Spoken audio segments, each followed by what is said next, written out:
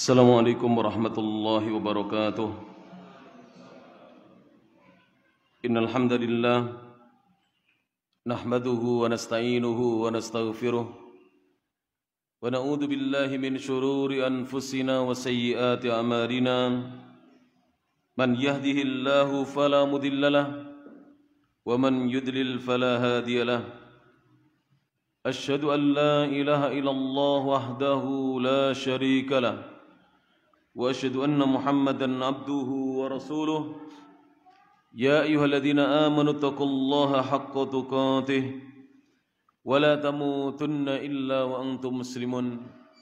Ya ayyuhan nasu taqu rabbakumul ladzi khalaqakum min nafsin wahidah wa khalaqa minha zawjaha wa batha minhuma rijalan katsiran wa nisaa'a wattaqullaha alladzi tasaaluna bihi wal arham innallaha kana 'alaikum raqiba.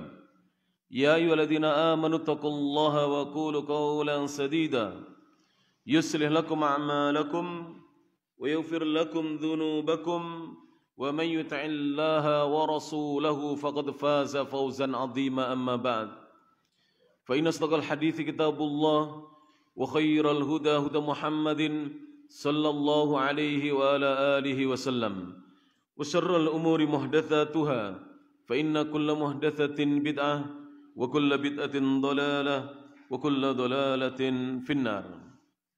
Jamaah kajian Masjid As-Sunnah Ma'had Al-Imam At-Tirmidzi, Jombangan Tertek Pari Kediri, rahimani Allah wa iyyakum.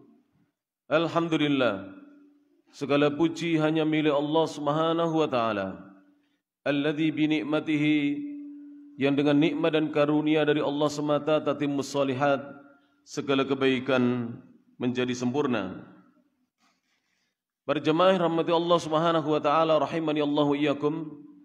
Kita lanjutkan kajian kitab As-Sunnatul Mansiyah, sunnah yang terlupakan atau sunnah yang dilupakan oleh sebagian kaum muslimin yang mungkin di antara mereka belum mengerti dan memahami sunnah tersebut, atau sebagian dari mereka belum mau mengamalkan sunnah-sunnah Rasulullah sallallahu alaihi wasallam tersebut. Kita lanjutkan kajian kitab ini, terakhir pembahasan poin yang ke-22 halaman 14. Pada kesempatan sore hari ini, dan ini adalah tanggal 5 Ramadan tahun 1442 Hijriah yang bertepatan dengan tanggal 16 April 2021 Miladiyah. Memasuki pembahasan yang berikutnya, silakan dibuka kitabnya halaman 14, poin pembahasan yang ke-23. Qala al-muallif hafidhahullahu ta'ala, Ats-Tsalitsu wal 'Ishrun, yang ke-23, judul pembahasannya adalah At-Tasammi Bismin Nabi sallallahu alaihi wasallam. Bernama dengan nama Nabi Muhammad sallallahu alaihi wasallam. Wattakanni, dan juga sunnah berkunyah. Banyak kaum muslimin sudah tidak menggunakan nama Muhammad untuk nama anak-anak laki-laki mereka. Padahal bernama dengan nama Nabi Muhammad SAW termasuk sunnah. Jadi sunnah untuk kita memberi nama anak laki-laki kita Muhammad. Seandainya kita punya anak 10, yang 5 laki-laki, usahakan 1 di antara 5 itu ada yang kita beri nama Muhammad. Karena ini termasuk sunnah yang dilupakan di zaman ini. Kemudian yang kedua adalah at-takanni, berkunyah, memiliki kunyah. Disebutkan dalam hadis Nabi sallallahu alaihi wasallam, an Abi Hurairah radhiyallahu anhu qala, dari Abu Hurairah radhiyallahu anhu, semoga Allah taala meridhai beliau. Beliau berkata, qala Abul Qasimi sallallahu alaihi wasallam, telah bersabda Abul Qasim. Abul Qasim adalah kunyahnya baginda Rasulullah sallallahu alaihi wasallam. Jadi Rasulullah sallallahu alaihi wasallam kunyahnya adalah Abul Qasim, ayahandanya Al Qasim. Beliau bersabda sallallahu alaihi wasallam, Sammu bismi. Bernamalah kalian dengan namaku. Pakailah oleh kalian namaku. Jadi apabila nama kita kurang bagus para jemaah yang rahmati Allah Subhanahu wa taala, tambahkan di depannya misalnya nama kita misalnya ya, kurang bagus. Misalnya nama kita John misalnya, Muhammad John, tambahkan Muhammad di depannya. Jadi nanti dipanggil dengan Muhammad John. Atau misalnya namanya Albert, Muhammad Albert, dan seterusnya. Atau mungkin nama pembelian orang tuanya Joko, Muhammad Joko. Tidak apa-apa para jemaah yang rahmati Allah Subhanahu wa taala. Karena bernama dengan nama Nabi Muhammad SAW termasuk sunnah baginda Rasulullah SAW. Sammu bismi. Bernamalah kalian dengan namaku atau namakan anak-anak kalian dengan namaku. Wala takannau bikunyati. Namun janganlah kalian mempergunakan kunyahku. Janganlah kalian berkunyah dengan kunyahku. Sehingga apabila kita ingin memiliki kunyah itu kalau laki-laki diawali dengan abu, kalau perempuan diawali dengan ummu. Jadi misalnya saya Abu Abdullah. Saya memakai kunyah Abu Abdullah, bapaknya Abdullah. Karena anak saya yang pertama, yang sulung adalah Abdullah. Misalnya Pak Haji Arifin, Pak Haji Zainal Arifin, Abu Hamid.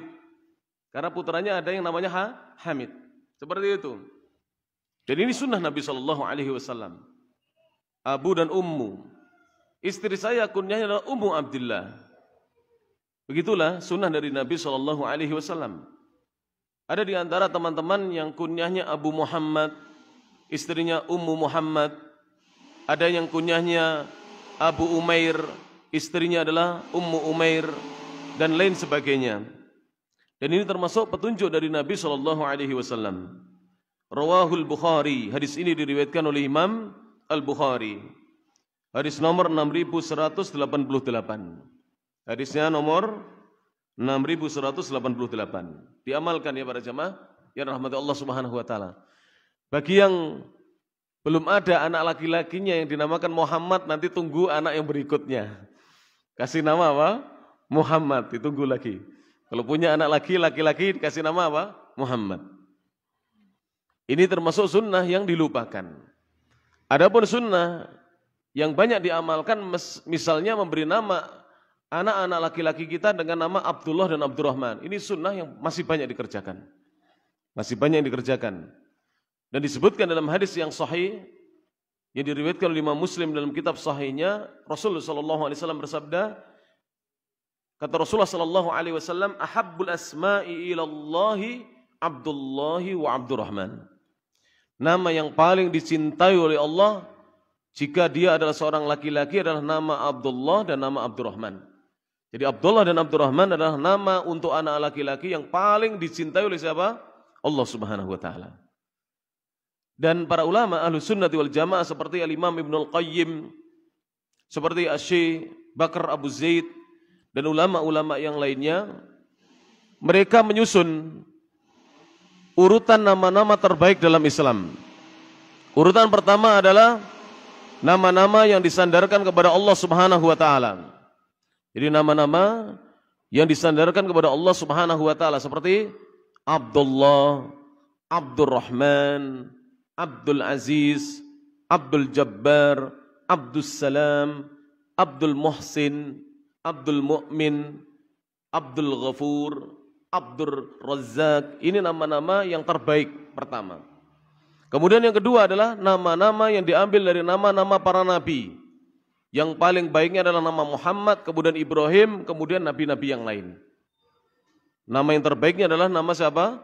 Muhammad, kemudian Ibrahim, kemudian Nuh, kemudian Musa, Isa, dan nama-nama nabi yang lain, Adam, Idris, Zulkifli, Zakaria, Yahya, Saleh, Hud, Lot, dan nama-nama nabi-nabi yang lain. Yang ketiga adalah nama-nama yang diambil dari nama-nama para sahabat. Nama-nama sahabat-sahabat Rasulullah SAW seperti Umar, Uthman, Ali, Muawiyah, Al-Hasan, Al-Husain, dan nama-nama yang lainnya. Kemudian yang berikutnya, nama-nama yang terbaik adalah nama-nama para tabi'in dan ulama-ulama Ahlus Sunnati wal Jamaah. Seperti Malik, namanya Imam Malik, ya. Kemudian Ahmad, namanya Imam Ahmad, dan seterusnya. Dan yang kelima adalah nama-nama yang maknanya benar dan baik. Seperti misalnya Zaid, seperti misalnya nama yang lainnya, Mahmud. Ini nama-nama yang bagus, yang maknanya adalah baik dan benar. Kemudian berjamaah rahmat Allah Subhanahu wa taala, pembahasan yang berikutnya. Kita selesai dari pembahasan yang ke-23, kita masuk pembahasan yang ke-24. Ar-Rabi'u wal Ishrun, yang ke-24, taslimur raqibi 'alal mashi. Taslimur raqibi, seorang yang berkendaraan mengucapkan salam 'alal mashi, atas orang yang berjalan kaki. Jadi termasuk sunnah yang sekarang dilupakan, kita kalau naik kendaraan ketemu orang yang sedang berjalan kaki, kita diam saja. Padahal sunnahnya adalah mengucapkan salam. Dan yang dianjurkan untuk lebih dahulu mendahului mengucapkan salam adalah yang sedang berkendaraan. Tapi jika yang berkendaraan diam, maka kita yang berjalan kaki hendaknya kita mendahuluinya. Karena disebutkan dalam hadis-hadis yang lain, Rasulullah SAW tidak pernah didahului oleh siapapun di dalam mengucapkan salam, kecuali ketika beliau di kamar mandi. Jadi kalau beliau ketemu orang itu, tidak ada satu sahabat pun yang pernah mendahului Nabi dalam mengucapkan apa? Salam. Bahkan Nabi itu mengucapkan salam kepada anak-anak kecil, nanti akan kita bahas. Hanya ketika Nabi di kamar mandi yang tidak tahu ada orang yang datang, beliau didahului oleh sahabatnya. Begitulah Rasulullah SAW, karena memang di kamar mandi tidak boleh kita mengucapkan kata-kata yang ada di dalamnya zikrullah, nama Allah atau mengingat Allah Subhanahu wa taala. Disebutkan dalam hadis An Abi Hurairah radhiyallahu anhu, dari Abu Hurairah semoga Allah Subhanahu wa taala meridai beliau. Qala Rasulullah sallallahu alaihi wasallam. Rasulullah sallallahu alaihi wasallam bersabda. Kata Nabi, kita simak bersama berjemaah, ditulis ya. Yang belum tahu bahasa Arab ditulis. Kalau yang sudah tahu, jangan ditulis lagi, biar otak kita tidak manja. Tapi kalau yang sudah tahu, ya, yang belum tahu, maka ditulis terjemahannya. Rasul bersabda, yusallimur raqibu 'alal mashi. Ar-raqibu, orang yang sedang naik kendaraan atau berkendaraan, yusallimu mengucapkan salam 'alal mashi, atas orang yang sedang berjalan kaki. Jadi sunnahnya yang berkendaraan mengucapkan salam kepada seorang yang sedang berjalan kaki. Wal mashi 'alal qaidi. Wal mashi, dan orang yang berjalan kaki, sunnahnya mendahului mengucapkan salam kepada 'alal qaidi, orang yang sedang duduk. Jadi yang berjalan kaki hendaknya dia mengucapkan salam kepada orang yang sedang duduk. Misalnya kita berjalan, kemudian ada saudara kita duduk di depan rumahnya, maka kita yang berjalan yang mengucapkan salam.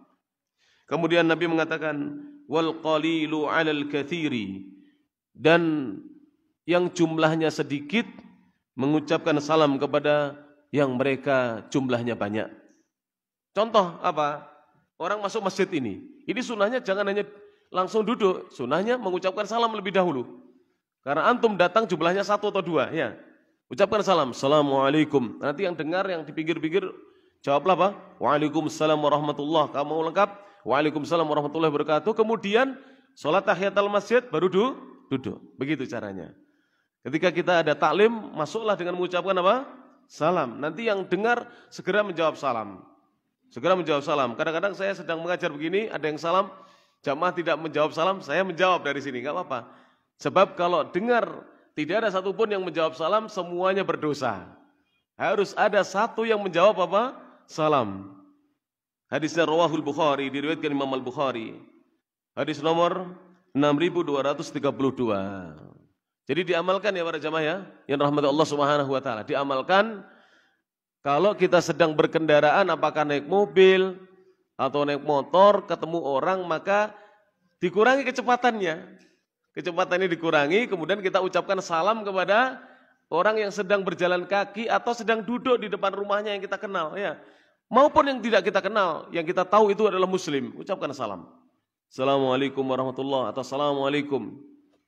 Demikian. Kemudian yang berjalan mengucapkan salam kepada yang duduk dan yang jumlahnya sedikit mengucapkan salam kepada yang banyak. Hadis berikutnya. Al-Khamisu wal Isrun, pembahasan yang ke-25, at-taslimu 'ala sibyani. Mengucapkan salam kepada anak-anak kecil. Ini termasuk petunjuk Nabi SAW. Jadi apabila ada anak-anak kecil, maka kita disunahkan mengucapkan salam kepada mereka. Jadi misalnya ustadz datang. Di sini kan ada madrasah masaiyah, sekolah sore di Ma'had Al-Imam At-Tirmidzi. Di bulan Ramadan ini kita majukan jamnya dari pukul 14 sampai pukul 15. Ustadznya datang, maka anak-anak sudah ada di masjid, ucapkan salam kepada mereka. Assalamualaikum. Jangan jaim, ustadz itu tidak perlu jaim. Jaim itu apa? Jaga image, enggak ada. Dalam Islam tidak perlu begitu. Rasulullah bukan hanya ustadz, ustadznya para ustadz Rasulullah itu. Ustadznya para ustadz, muallimnya, gurunya para muallim. Tapi ketika beliau ketemu anak-anak kecil mengucapkan salam. Beliau menyapa anak-anak kecil. Sering kita ini kalau ada anak kecil dibiarkan, disapa para jamaah. Setidaknya anak itu tidak canggung bergaul dengan orang-orang dewasa, terbiasa nanti.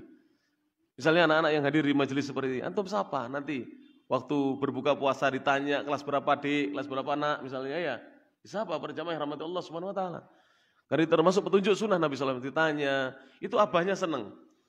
Dan sunnahnya dicium itu, sunnah Rasulullah SAW. Dan enggak usah bilang masih pandemi, enggak usah begitu. Penyakit itu yang menularkan Allah Subhanahu wa taala.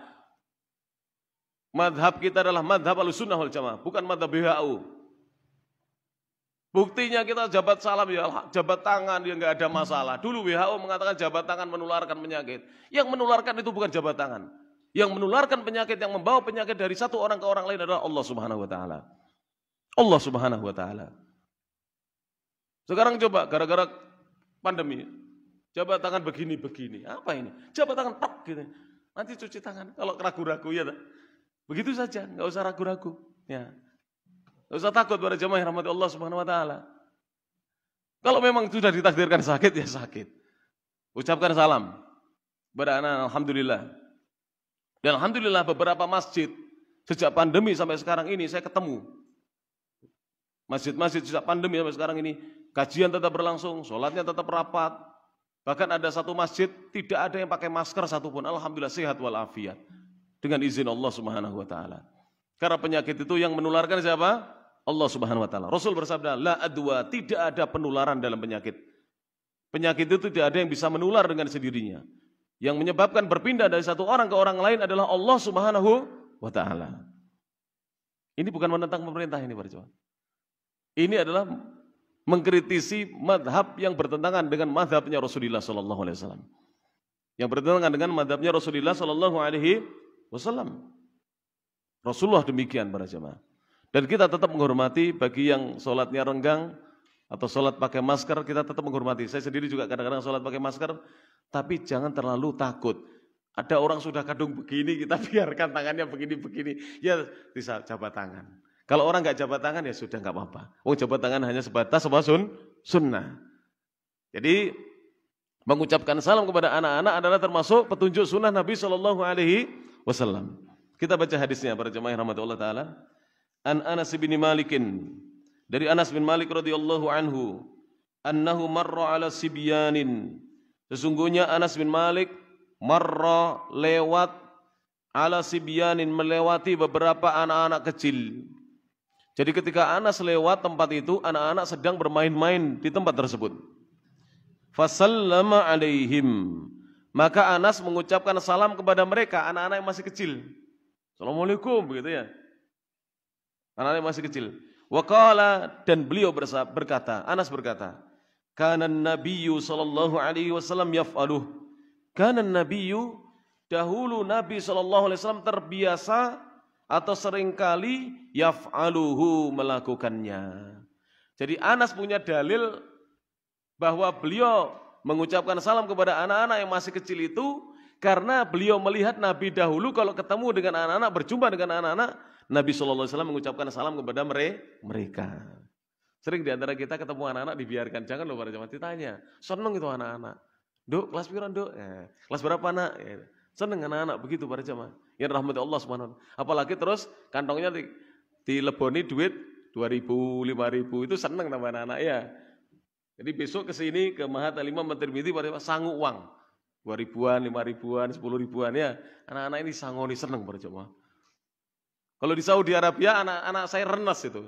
Saya seneng kalau pas ada pertemuan dengan syekh-syekh itu saya ngajak anak. Alamat pulang itu kantongnya penuh. Ada yang ngasih ya 5 real, ada yang 10 real, bahkan kadang-kadang ngasih 100 real. Lumayan 100 real, 350.000 sampai 400.000 ini. Masya Allah. Gak apa-apa. Itu termasuk petunjuk sunnah Nabi SAW. Memberi anak-anak. Dan jangan tunggu hari raya para jamaah seperti itu. Saya itu gak nunggu hari raya, sedekah pada anak-anak itu gak nunggu hari raya. Bahwa ketemu anak-anak, anak saya kalau ketemu langsung dipegang, dicium. Kemudian langsung plek gitu. Kalau beliau pas bawa uang recehan itu, langsung diletakkan di sakunya. Terus saya bilang apa? Syukron ya saya, syukron ya saya. Nah, gitu. Diajari begitu. Jelas ini para jemaah yang rahmati Allah Subhanahu wa taala. Praktekan yang punya uang recehan nanti ya. Anak-anak banyak ini. 1, 2, 3, 4, 5. 10, 5.000 kali 10, 50.000. Ya. Nanti antum ya, punya uang recehan enggak? Kasih anak-anak. Ya, insyaallah praktekkan langsung. Saya juga gitu. Tak golek recehane sing enek gawe. Jadi begitu para jemaah yang rahmati Allah Subhanahu wa taala. Baik. Hadis yang rawahul Bukhari, diriwayatkan oleh Imam Al-Bukhari. Hadis 6247. Hadis 6247. Pembahasan yang berikutnya para jemaah yang rahmati Allah Subhanahu wa taala. As-sadis wal isrun, yang ke-26. Assalamu li ghairil ma'rifah. Mengucapkan salam tanpa kenal dengan orang yang disalami. Jadi kita mengucapkan salam, assalamu li ghairil ma'rifati, kepada orang yang tidak dikenal. Tapi kita yakin dia muslim. Misalnya apa? Pakai sarung, pakai kopiah kalau di Indonesia ya. Itu kebanyakannya muslim ya enggak? Pakai jilbab, kebanyakan muslimah. Maka kita disunahkan mengucapkan salam. Karena disebutkan dalam hadis yang sahih bahwa apabila kita ketemu muslim dan muslim itu tidak kita kenal orangnya, kemudian kita diam, ini tanda-tanda kiamat para jemaah. Karena di antara tanda-tanda kecil kiamat adalah seorang hanya mau mengucapkan salam kepada orang yang dikenalnya saja. Ini tanda kiamat. Kalau dia hanya mau mengucapkan salam kepada orang yang dikenalnya, tanda kiamat. Maka kita baca di sini sunnah mengucapkan salam kepada orang yang tidak dikenal. An Abdullah bin Amr radhiyallahu anhuma. Dari Abdullah bin Amr radhiyallahu anhuma, anna rajulan sa'ala an-nabiyya sallallahu alaihi wasallam. Anna rajulan, sesungguhnya ada seorang laki-laki, sa'ala an-nabiyya, bertanya kepada Nabi sallallahu alaihi wasallam. Apa bunyi pertanyaannya? Apa yang ditanyakan kepada Nabi? Ayyul islami khair. Ayyul islami, ajaran Islam yang manakah khairun, yang paling bagusnya, paling baiknya? Qala, maka Nabi menjawab, ajaran Islam yang terbaik adalah tut'imut ta'ama, kamu memberikan makanan kepada orang yang membutuhkan. Kamu memberi makanan. Yang kedua, wa taqra'us salama, dan kamu mengucapkan salam ala man arafta, kepada orang yang kamu kenal, wa ala, dan atas man lam ta'rif, orang yang tidak kamu kenal. Jelas ini? Lah sekarang itu loh musibah. Dengan orang yang kenal saja kita tidak mau mengucapkan salam. Kenapa? Beda pandangan, beda ormas, beda masjid, beda ustadz. Tidak mau mengucapkan salam. Ini musibah para jemaah yang dirahmati Allah Subhanahu wa taala.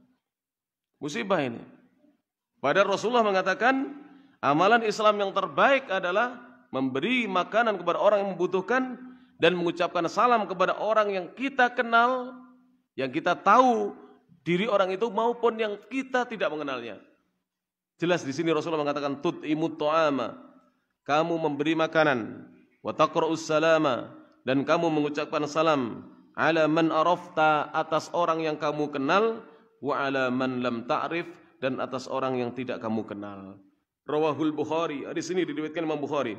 Hadis nomor 6236. Ada enggak seperti Ibnu Umar radhiyallahu anhuma? Ada enggak, Marjama? Apa maksudnya? Ada enggak yang seperti Ibnu Umar masuk pasar kemudian keluar lagi hanya untuk sekedar mengucapkan salam kepada orang yang ada di pasar? Kalau sekarang ini dianggap apa? Ya sudah, itu jawabannya. Sekarang ini antum masuk pasar. Assalamualaikum.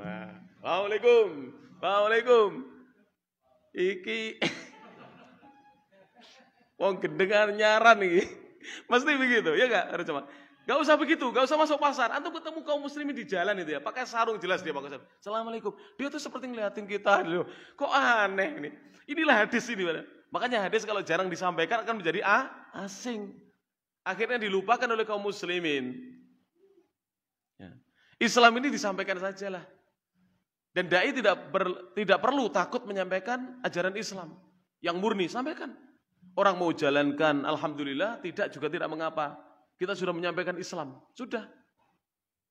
Begitu harusnya sikap kita para jemaah. Dan ini banyak ini di sini santri-santri, sebagian adalah mahasiswa, ya ta? Setai At-Tirmidzi, Iyai Hasanuddin, ya ta? Maka para jemaah yang rahmati Allah Subhanahu wa taala, mulai dari sekarang amalkan sunnah-sunnah Nabi, sampaikan sunnah-sunnah Nabi kepada mereka-mereka kaum muslimin agar mereka mengenal sunnah-sunnah Nabi sallallahu alaihi wasallam. Bab berikutnya, poin berikutnya, as-sabi'u wal isrun yang ke-27, al-khidabu, menyemir atau mewarnai rambut yang sudah beruban. Jadi rambut yang sudah beruban sunnahnya adalah disemir atau diwarnai dengan warna selain hitam. Jadi misalnya coklat kehitaman boleh. Ya. Dan Masya Allah ya, gak tahu kalau kita ini tambah ganteng apa tidak. Tapi kalau orang Arab itu Masya Allah, kalau rambutnya disemir, jenggotnya disemir itu tambah tamban pada jemaah yang rahmati Allah Subhanahu Wa Taala. Tapi ini catatannya adalah apabila ubannya sudah mendominasi. Saya sudah banyak ubannya, tapi belum mendominasi, masih kelihatan dari jauh hitam, maka tidak. Tapi nanti kalau ubannya sudah mendominasi, tinggal sedikit putih, hitamnya, warna hitamnya, maka disunahkan untuk disemir. Diwarnai selain warna apa? Hitam, silakan dipilih. Yang sunnah adalah warna kemerah-merahan dan kekuning-kuningan. Itu sunnah dari Nabi SAW. Cari aja yang familiar dengan sini, jangan yang agak aneh di sini. Karena orang sini belum terbiasa memakai warna-warna yang sunnah ya, yang familiar seperti hitam kecoklatan, coklat kehitaman ya, bukan hitam, coklat kehitaman, coklat kebiruan agak biru sedikit, nggak ada masalah para jemaah. Yang dirahmati Allah Subhanahu Wa Taala. Dan itu tampan itu. Seandainya ada duda 60 tahun, kemudian dia menyemir rambutnya dengan coklat kehitaman, bisa laku lagi itu para jemaah. Begitu ya sunnah Nabi Sallallahu Alaihi Wasallam. Mohon maaf. Jadi seperti itu para jemaah. Dengan hormati Allah Subhanahu wa taala. Baik. Dan ini di zaman perang lebih disunahkan ini. Kenapa? Karena yang tampak adalah muda-muda itu. Jadi di zaman perang itu zaman Nabi, itu pasukan perang Rasulullah kadang-kadang usianya 60 lebih. Ketika disemir itu kelihatan dari jauh masih muda. Baru sampai dekat sudah keriput ini. Jadi masih muda-muda dari jauh para jemaah. Dan ini termasuk sunnah ya. Dikala kondisi biasa maupun kondisi perang. Baik. Kita baca hadisnya dari Nabi sallallahu alaihi wasallam. An Abi Hurairah radhiyallahu anhu. Dari Abu Hurairah radhiyallahu anhu beliau berkata, qala an-nabiy sallallahu alaihi wasallam. Nabi sallallahu alaihi wasallam bersabda, "Innal yahuda wan nasara", sesungguhnya orang-orang Yahudi dan orang-orang Nasrani, la yasbughuna, mereka tidak menyemir rambut mereka yang sudah beruban. Jadi Yahudi dan Nasrani tidak ada yang menyemir rambut mereka yang sudah beruban. Dalam ajaran mereka loh ya ini. Jangan dilihat kebiasaan sekarang. Karena kebiasaan sekarang banyak mencontoh kaum muslimin. Tak kasih tahu antum. Termasuk khitan. Itu mereka banyak mencontoh kaum muslimin. Dan saya pernah suatu hari mengisi acara khitan di sebuah masjid di Malang. Salah satu panitianya bercerita kepada saya, setiap tahunnya ada saja anak-anak Brawijaya, mahasiswa Brawijaya yang non muslim yang ikut khitan. Ketika ditanya, apakah ada ajarannya di ajaran agama Anda? Tidak ada. Kenapa ikut khitan? Kami baca di Google katanya. Tulisan orang-orang muslim dibaca. Manfaat khitan, keutamaannya khitan. Khitan itu bersih, khitan itu mencerahkan wajah, khitan itu dan seterusnya mencegah dari penyakit. Akhirnya kami ikut khitan karena kami tahu manfaatnya, begitu. Orang Nasrani. Jadi sudah mahasiswa, bayangkan saja beringo saya sudah begini dikhitanin. Yang khitan mabuk ini. Karena coba ya. Oh, sudah segitu tuanya 24 tahun, 23 tahun baru khitan pada zaman. Tapi diterima. Dan mereka khitan, bayangkan para jamaah yang rahmati Allah Subhanahu wa taala, dan diterima. Enggak apa-apa, nanti kalau misalnya At-Tirmidzi, insyaallah sebentar lagi ada khitan masalah di sini insyaallah. Kalau ada non muslim yang ikut, silakan, enggak ada masalah. Walaupun dewasa para jamaah. Karena sekarang ajaran Islam alhamdulillah sudah mulai disebarkan lewat Facebook, WA, ya, internet disebarkan lewat YouTube, lewat Google, alhamdulillah. Guru-guru kita, ustadz-ustadz kita, bahkan ikhwan-ikhwan semangat untuk menyebarkan agama ini di media-media sosial para jemaah. Kalau dulu penyebaran agama dengan kitab, sekarang sudah zamannya dengan selain kitab para jemaah. Dulu dengan kitab, sekarang sudah dengan selain kitab, tidak ada masalah. Silakan, yang penting tidak meninggalkan kitab. Kemarin sudah kita bacakan hadisnya, keutamaan membeli kitab dan mencatat ilmu. Ini pentingnya para jemaah untuk diamalkan. Thayyib. Rasul mengatakan, innal yahuda wan nasara, sungguhnya orang-orang Yahudi dan orang-orang Nasrani, la yasbuguna, mereka tidak menyemir rambut mereka yang sudah beruban. Fakhalifuhum, maka selisihilah mereka. Kita disuruh menyelisih orang Yahudi dan Nasrani yang mereka membiarkan uban-uban mereka. Rawahul Bukhari. Hadis ini diriwayatkan Imam Bukhari, hadis nomor 5899. Saya mengikuti pendapat yang sunnah ya, sunnah muakkadah, menyemir rambut sunnah muakkadah. Artinya kalau tidak menyemir tidak berdosa. Tapi ada seorang ulama yaitu Syekh Muhammad Jamil Zainu mengatakan wajib. Karena memang ada ulama-ulama yang mengatakan wajibnya. Jadi kalau rambutnya sudah putih semua wajib diwarnai. Ini menurut sebagian ulama. Tapi saya mengikuti pendapat yang sunnah muakkadah untuk menyemir rambut dengan warna selain hitam. Bab berikutnya para jemaah. Ats-tsaminu wal isruna. Bab yang ke-28. Sunnah indal utasi wat tathaubi. Sunnah yang dilakukan ketika bersin. Utas artinya bersin. Tathaub artinya menguap. Menguap itu apa? Angop. Bersin itu apa? Wahing. Ini ada sunnahnya pada jamaah rahmatullah ta'ala. Indal utasi, ketika bersin. Wat tathaubi, dan ketika menguap.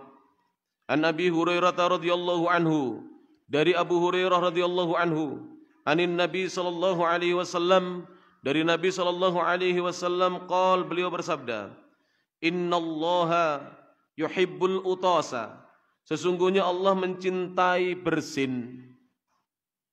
Oleh karena itu, para jamaah rahmati Allah Subhanahu wa taala, sebagian ulama membahas apabila seorang bersin kemudian dia mengucapkan alhamdulillah, sunnahnya kita yang mendengar orang bersin, seorang yang bersin mengucapkan alhamdulillah, memuji Allah untuk mendoakan apa? Yarhamukallah. Nanti akan kita bahas. Kemudian orang yang bersin tadi mendengar di dirinya didoakan, jawablah yahdikumullah wa yuslihu balakum. Ini sunnah. Kenapa sampai demikian ini? Apa hubungannya bersin dengan doa-doa yang seperti ini? Doa-doa yang sangat mulia dan indah ini. Karena bersin itu dicintai oleh Allah Subhanahu wa taala. Tapi kalau bersinnya sudah lebih dari 3 kali, kata Syekh Muhammad bin Shalih Al-Utsaimin, maka doanya bukan yarhamukallah, tapi afakallah. Semoga Allah menyembuhkanmu. Karena bersin yang keempat itu penyakit bukan lagi hal yang dicintai oleh Allah, tapi penyakit yang Allah kehendaki pada diri orang itu. Maka doanya adalah semoga Allah menyembuhkanmu. Jadi kalau ada orang bersin sudah lebih dari 3, maka bersin yang keempat, kelima kita doakan apa? Bukan yarhamukallah, tapi afakallah. Semoga Allah menyembuhkan dirimu. Dari Abu Hurairah, Rasul bersabda, innallaha yuhibbul utasa. Sesungguhnya Allah mencintai bersin. Wa yakrahut tathauba. Dan Allah membenci menguap. Dari menguap itu dibenci oleh Allah. Oleh karena itu sunnahnya ketika kita menguap, kita tahan dan kita tutupi. Tahan itu maksudnya gini, misalnya saya menguap, ditahan dan ditutupi. Tahan, jangan dilepas.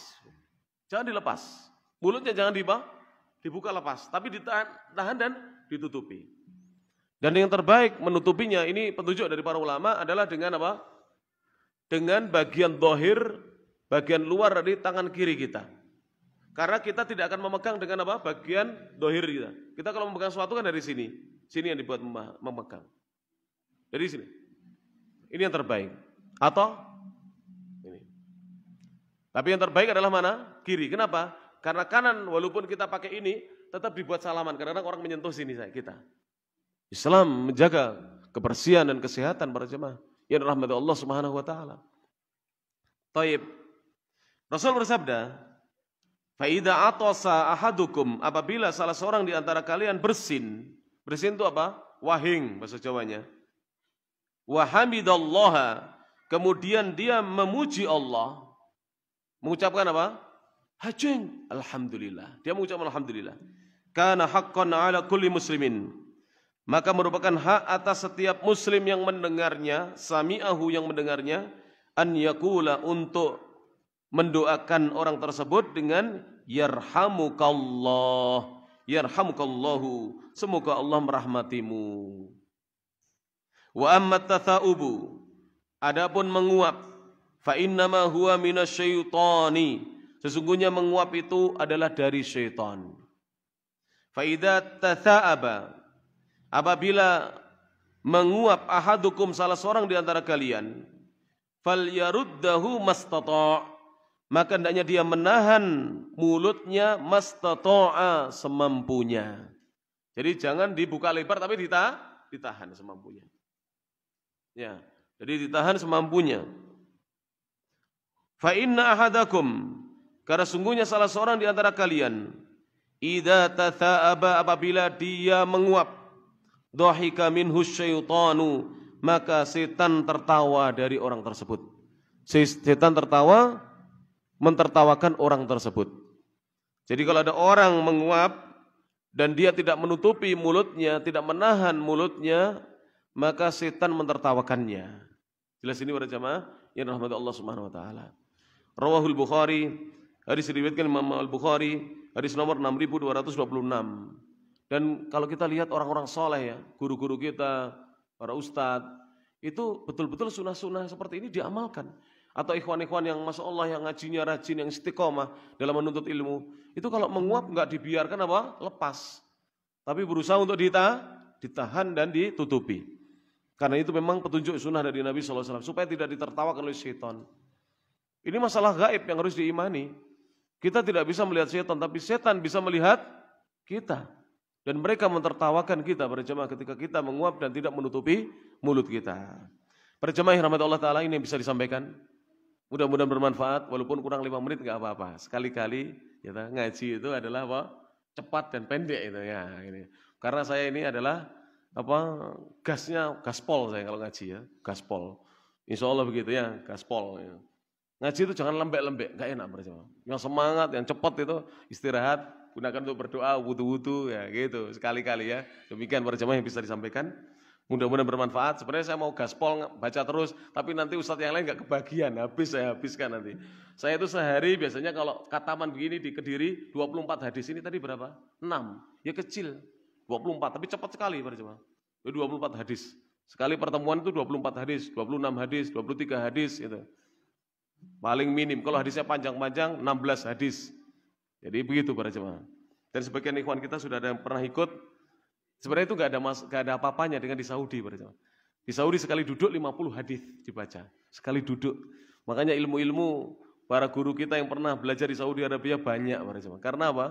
Yang dikaji banyak. Kita ini sebenarnya bukan tidak punya ilmu, belum dapat ilmunya. Itu belum dapat ilmunya karena belum pernah dengar telinga kita. Insya Allah kalau sudah pernah dengar sekali 2 kali akan terekam. Ya toh? Dalam dzakirah kita, dalam ingatan kita. Walaupun hanya dengar sekali atau 2 kali, ya terekam para jemaah. Cuman kita tidak tahu lafadznya, tapi ingat maknanya seperti ini, kurang lebih sunnahnya seperti ini. Ya para jemaah, ini rahmatullah ta'ala. Taib, kita tutup, sebelum ditutup, para jamaah, kesimpulan dari kajian sore hari ini, yang pertama, poin 23, memberi nama anak kita atau nama diri kita kalau kurang bagus dengan nama Nabi Muhammad SAW dan berkunyah, tapi hindari kunyah Abul Qasim. Yang ke-24, orang yang berkendaraan mengucapkan salam, disunahkan mengucapkan salam kepada orang yang sedang berjalan kaki. Poin yang ke-25, sunnah mengucapkan salam kepada anak-anak. Poin yang ke-26, salam kepada orang yang tidak kita kenal. Poin yang ke-27, menyemir rambut apabila rambut sudah beruban dengan warna selain hitam. Poin ke-28, sunnah ketika bersin dan menguap. Alhamdulillah, ini yang bisa disampaikan. Kita tutup lebih dahulu. Setelah ditutup, kita ada pertanyaannya. Subhanakallahumma bihamdik, asyhadu an la ilaha illa anta, astaghfiruka wa atubu ilaik, wa akhiru da'wana alhamdulillahirabbil alamin. Assalamualaikum warahmatullahi wabarakatuh.